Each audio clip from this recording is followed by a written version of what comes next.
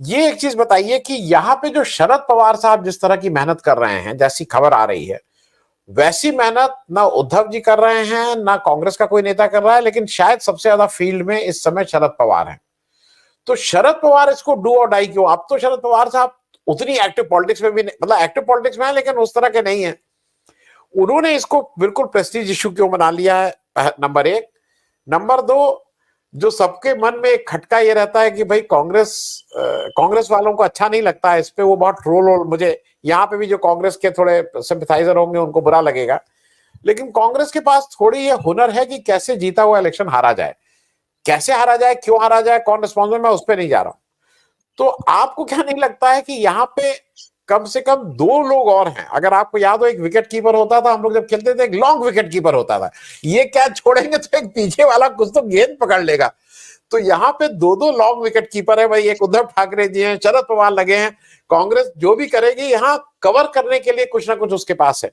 तो शरद पवार जी की मेहनत और एक सेफ्टी नेट जैसा है यहाँ पे, दो स्ट्रॉन्ग पार्टीज जो रीजनल पार्टीज हैं, इंटरेस्टेड हैं, उनकी मौजूदगी से एक थोड़ा हम लोगों को भी ये लगता है कि नहीं, यहाँ पे कांग्रेस का उतना बुरा हाल नहीं होगा। धनंजय भाई जी, एक तो आपने प्रस्तावना में भी कहा है और हिमांशु भाई ने भी कहा था कि यहाँ तो एक तो कांग्रेस के साथ ये है कि वो गुटबंदी जो है उस तरह का फल नहीं देगी जैसे हरियाणा में देती, चूंकि यहाँ किसी को चीफ मिनिस्टर बनना नहीं, तो कांग्रेस का आला कमान तय करेगा। दूसरे यहाँ पे पृथ्वीराज चौहान हो या चाहे थोरात हो, चाहे वो नाना पटोले हो, अब तक उनके बीच कोई बड़ा झगड़ा दिखाई देता नहीं।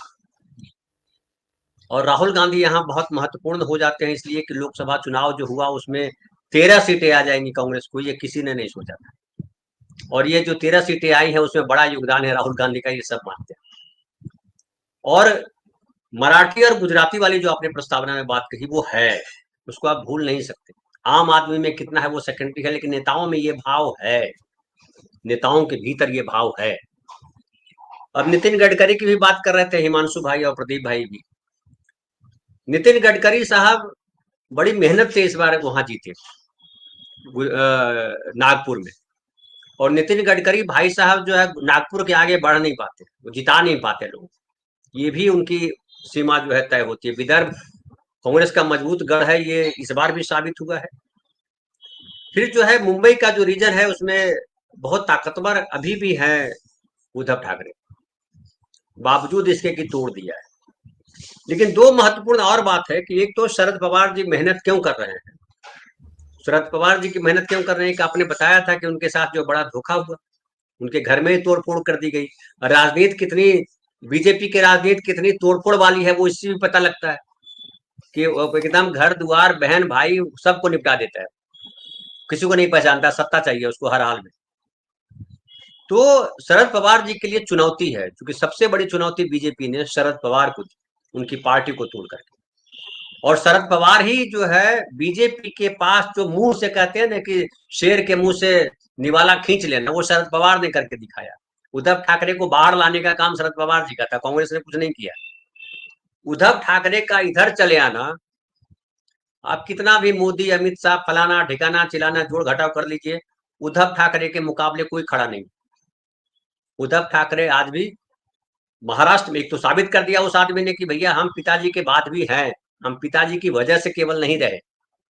तो उद्धव ठाकरे के साथ जो झटका लगा है वो उद्धव ठाकरे की पार्टी के लोगों को पता है, उनको भी पता है।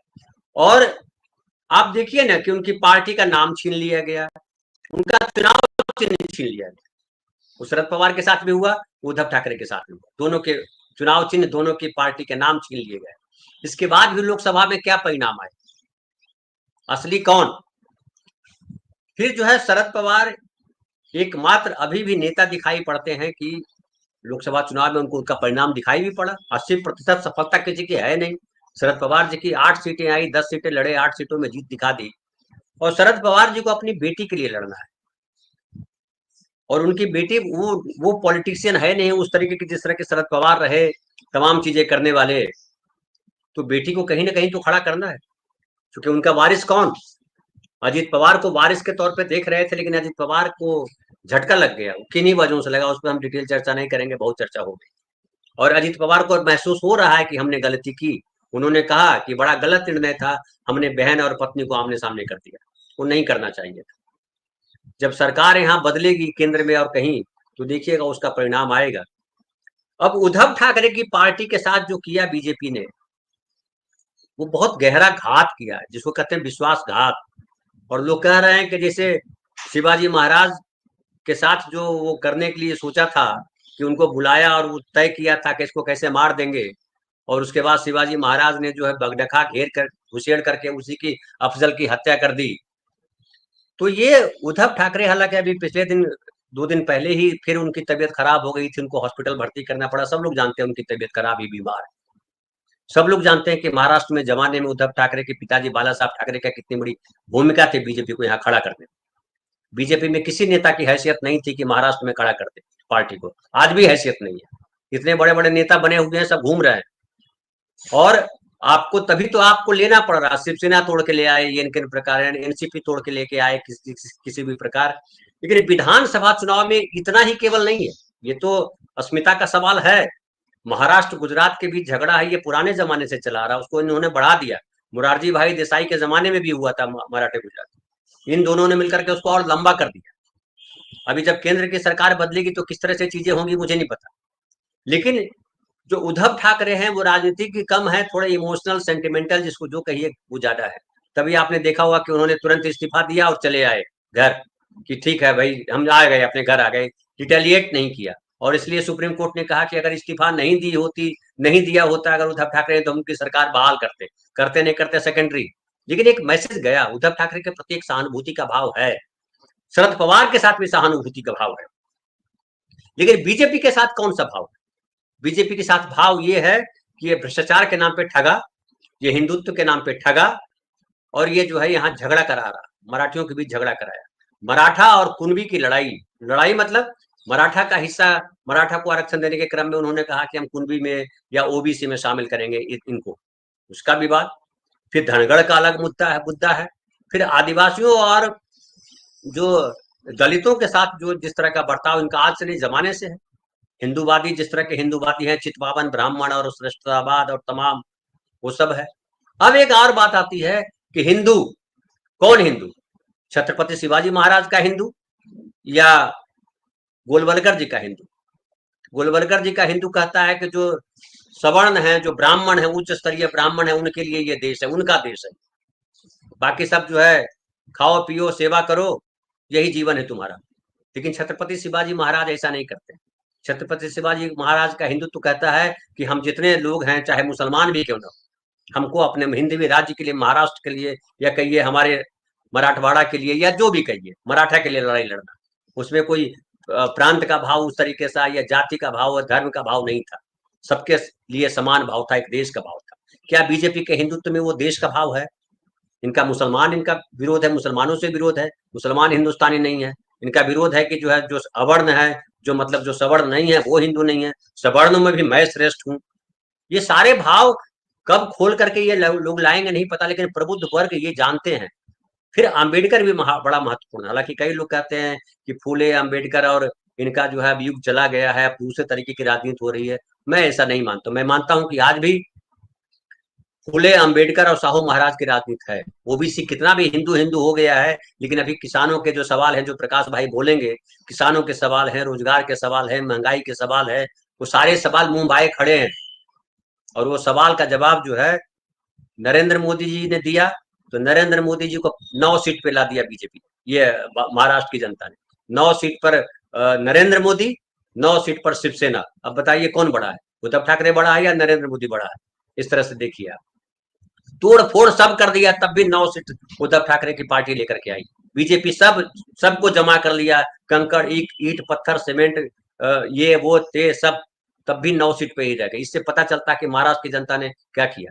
अब एक सबके मन में भय है कि अगर हरियाणा यहाँ हो गया, तो हरियाणा हो गया का मतलब होता है, जैसा एक तो काट दिया, प्रदीप भाई ने कहा कि यहाँ पे हरियाणा नहीं हो सकता, गुटबंदी नहीं है, कांग्रेस क्या लड़े, क्या कौन को मुख्यमंत्री बनता है? उद्धव ठाकरे भी मुख्यमंत्री बनने वाले सवाल पे नहीं खड़े। वो जब उस समय हुआ था तो उसमें शरद पवार नहीं कहा था कि उद्धव तो मुख्यमंत्री बनो, और उद्धव को मुख्यमंत्री बनाया गया था ताकि शिवसेना को लोग टूट करके हिंदुत्व के नाम पे न जाए। वो भी असल राजनीति यहाँ थी कि हिंदुत्व के नाम पे शिवसेना टूट सकती है, जब उद्धव ठाकरे को चीफ मिनिस्टर बना दोगे तो नहीं टूटेगी, वो था। लेकिन वो टूट गई, वो दूसरी वजह बन गई उसकी। लेकिन अभी वो भी सवाल नहीं, अभी सवाल, सबसे बड़ा सवाल है बीजेपी को यहाँ से हराना है। जिन पार्टी के नेताओं ने धोखा दिया शिवसेना को या इसको एनसीपी को, उसको हराना है, ये सबसे बड़ा सवाल है। और इस सवाल में बीजेपी कहां खड़ा होती है? बीजेपी महाराष्ट्र में एक ऐसी पार्टी के तौर पे खड़ी है जो धोखेबाज पार्टी है, भ्रष्टाचारी पार्टी है, दंगाई पार्टी है, श्रेष्ठतावादी पार्टी। ये यहाँ महाराष्ट्र में है, इस तरह से घोषित है। अब इनका चुनाव कैंपेन किस तरह से होता है, चुनाव में किस तरह से बात करते हैं, जैसा राहुल गांधी को मैं टारगेट कर रहा हूं यहाँ पे कि राहुल गांधी ओबीसी तमाम बातें करते हैं क्या? जब वो सीटें बांट रहे होंगे तो उन चीजों का ख्याल रखेंगे, नेताओं को सामने बिठाएंगे सबको कि सब बैठ करके बात करो, आओ बात करते हैं, ये इंपॉर्टेंट है। हालांकि यहाँ उस तरह से है नहीं, मैं जहां तक जानता हूँ, जितना मैं जान पाता हूँ, बाकी प्रकाश भाई बताएंगे। एक और बात मैं आखिरी बात करता हूँ, लाडली बहना को लेकर के बहुत बात हो रही है कि लाडली बहना जो है मध्य प्रदेश की तरह चीजें बदल देगी। हो सकता है, लेकिन मध्य प्रदेश में फिर वही कांग्रेस टिकेबल, जो प्रदीप भाई बोल रहे थे, यहाँ सिर्फ कांग्रेस नहीं है। और यहाँ हरियाणा कितना चलाएंगे आप, क्या करोगे? ईवीएम बदल दोगे, मशीनें ये कर दोगे। रीजनल पार्टी है, शिवसेना है, शरद पवार जी की पार्टी बड़ी ताकतवर पार्टी, लोगों को नहीं पता है बाहर के लोगों को, वो शिवसेना से भी ज्यादा मजबूत पार्टी है उस तौर पे, उस तरीके से अगर आएंगे तो फिर बीजेपी वहां टिक नहीं पाएंगे। मारपीट में भी बहुत आगे हैं शरद पवार जी की पार्टी के नेता, वो छोटे मोटे नहीं है। वो लॉरेंस बिश्नोई और फलाना ढिकाना करके यहाँ कुछ नहीं कर सकते। वो प्रयास हो रहा है, लेकिन इतना आसान नहीं। मुझे लगता है महाराष्ट्र बहुत मुश्किल स्टेट है, और आपने प्रस्तावना में बड़ी अच्छी बात कही थी कि सबसे ताकतवर अगर गठबंधन दिखाई पड़ता तो यही दिखाई पड़ता, और बात है। और कांग्रेस को यह भी ध्यान रखना चाहिए कि आप, समाजवादी पार्टी के जो नेता है अखिलेश, यहाँ पे 2 3 4 सीट ही है समाजवादी पार्टी का, लेकिन है, आप उसको ऑनर करना पड़ेगा। अखिलेश को यहाँ बुलाइए, अखिलेश को भी साथ रखिए मंचों पर, और जो दूसरे नेता हैं जो जब महाराष्ट्र में प्रभाव रखते हैं उनको साथ लाइए। क्योंकि अभी आपको इंडिया गठबंधन को, जैसे अभी आप आज जो है श्रीनगर में आपने दिखाया उमर अब्दुल्ला को वोट लेते समय कि आप लोग हैं, यहाँ भी वो साबित कीजिए, वो दिखाइए, हरियाणा जैसा हाल मत कीजिए, ये कहूंगा जी। मैं धनंजय भाई बस चलते चलते एक चीज और पूछ लूं, क्योंकि वो हरियाणा, अरे महाराष्ट्र इलेक्शन था, ये छोटी पार्टियों का क्या रोल रहेगा? छोटी पार्टियों ने अपना रोल में हरियाणा में काफी रोल दिखाया उन्होंने, जम्मू कश्मीर में उनको रिजेक्ट किया गया बिल्कुल। महाराष्ट्र में राज ठाकरे साहब, बीएसपी भी लड़ती है वहां जाके, वंचित जैसे बताया था, बहुत छोटी छोटी पार्टियां हैं। इस बार क्या बिल्कुल बाइपोलर होने की उम्मीद है कि ये छोटी पार्टियों का एक रोल रहेगा वोट काटने में? धनंजय भाई देखिए, बाइपोलर तो है चुनाव, इसमें तो कोई दो राय नहीं कि दो ध्रुव में बटा हुआ है। लेकिन जो प्रकाश भाई ने जिक्र किया जिसका तीसरे ध्रुव का, तो उसमें कुछ लोग हैं, लोकसभा में भी थे वो, लोकसभा में कई जगह नुकसान तो पहुंचाया है कांग्रेस को, तो यहाँ विधानसभा में भी नुकसान नहीं पहुंचाएंगे ऐसा तो माना जा सकता है, लेकिन उनको रोका भी नहीं जा सकता। कैसे रोकेंगे आप? वो भी अपने अपनी लड़ाई लड़ रहे हैं। अब बल्कि उन पे आरोप लगा दीजिए वो पैसा लेते हैं बीजेपी से, बीजेपी की बी टीम है, या जो आपको आरोप लगाना है लगाइए, किसी को जो आरोप लगाना लगा सकते हैं, लेकिन उनको ये तो नहीं कहा जा सकता तुम नहीं लड़ोगे। अब ये जनता को, आम आदमी को डिसाइड करना है कि हमारा वोट किसके खिलाफ जाएगा। हम अगर इनको तीसरे ध्रुव को दे रहे हैं तो ये वोट क्या लाभ करेगा, क्या नुकसान करेगा, इसको लेकर के एक जागृति पैदा करना है, वो पोलिटिकल पार्टियों को करना है। हम आप क्या कर सकते हैं? आप जिनको देना है वोट दीजिए, उसमें कोई दिक्कत नहीं है। हालांकि मुझे लगता है कि कुछ नुकसान तो पहुंचाएगा, लेकिन एकदम एक होता है ना कि नेक टू नेक फाइट चल रहा है। हरियाणा क्या हुआ, वो तो इसके पहले छत्तीसगढ़ में हुए, छत्तीसगढ़ क्या था, एकदम वन साइडेड लग रहा था कि एकदम जीत रहे हैं, इतनी सीटें आ जाएंगी। अब कांग्रेस की अपनी परेशानी क्या है वो तो कांग्रेसी ज्यादा बेहतर जानते हैं, हम तो बहुत नजदीक नहीं है उनके। लेकिन महाराष्ट्र में मुझे लगता है कि बहुत ज्यादा डैमेज करने वाली पोजीशन में वो नहीं होंगे, क्योंकि यहाँ पे कई सारे सवाल जो पहले इसमें डिस्कस किया हमने, और मुझे लगता है कि कुछ सीटों पर, जैसे यहाँ भी देख लीजिए ना, 48 वोट से हार गए शिवसेना, जो उद्धव ठाकरे की पार्टी हार गई, शिवसेना जो शिंदे गुट है वो जीत गई। तो वैसा जब होता तो लगता कि अरे 1000 2000 के वोट तो होते हैं। आम आदमी पार्टी भी पता नहीं क्या करता है, कितने उम्मीदवार खड़े करता है, आम आदमी पार्टी भी यहाँ खड़े कर सकता है अपने उम्मीदवार, वो भी वोट काट सकता है, वो तो है। लेकिन जो पक्ष, दो पक्ष है, दोनों पक्षों को ये ध्यान रखना पड़ेगा कि आपके उनके वोट कटने के बाद भी हमें कितने वोट आए, कितने कम से कम वोट कटे। वोट कटेंगे, ये बात तो पक्की है जी।